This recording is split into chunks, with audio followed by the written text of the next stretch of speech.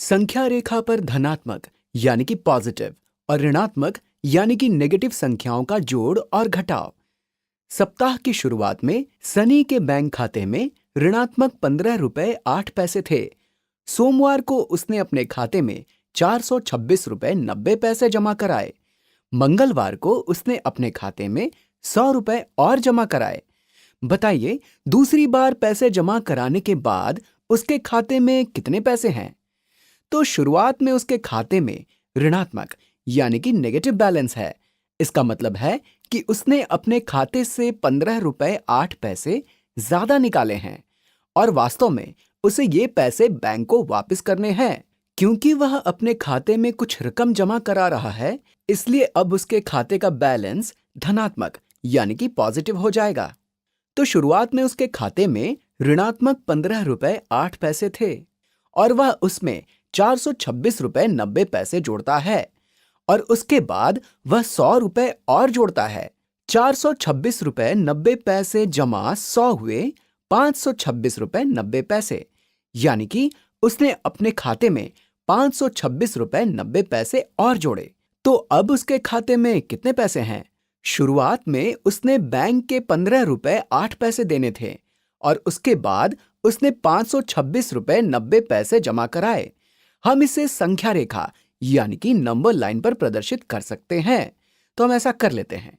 ये हमारी संख्या रेखा है और शून्य यहां पर है। उसके खाते में ऋणात्मक 15 रुपए 8 पैसे थे और वह इसमें 526 रुपए 90 पैसे और जोड़ता है। 15.08 शून्य के बाईं ओर यहां पर है। ये वो रकम है जो उसे वापस करनी है और वह इसमें 526 रुपए 90 पैसे जोड़ता है। 526 रुपए 90 पैसे धनात्मक संख्या है और इसमें से 15 रुपए 8 पैसे घटाने पर हमें उसके खाते की शेष रकम पता लग जाएगी। यह लंबाई यानी कि हरी रेखा उसकी बची हुई धनात्मक राशि को प्रदर्शित करती है।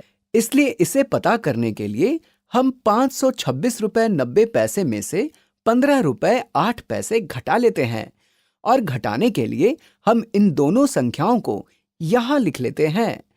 तो ये हो जाएगा 526 रुपए 90 पैसे घटा 15 रुपए 8 पैसे।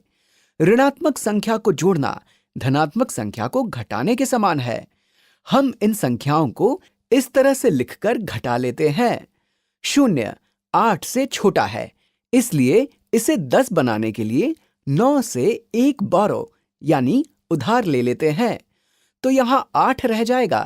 आप कह सकते हैं कि हम यहां रीग्रुपिंग कर रहे हैं। अब ऊपर की संख्या के सारे अंक नीचे की संख्या से बड़े हैं, इसलिए अब इन्हें घटा लेते हैं। 10 घटा 8 हुए 2, 8 घटा 0 हुए 8।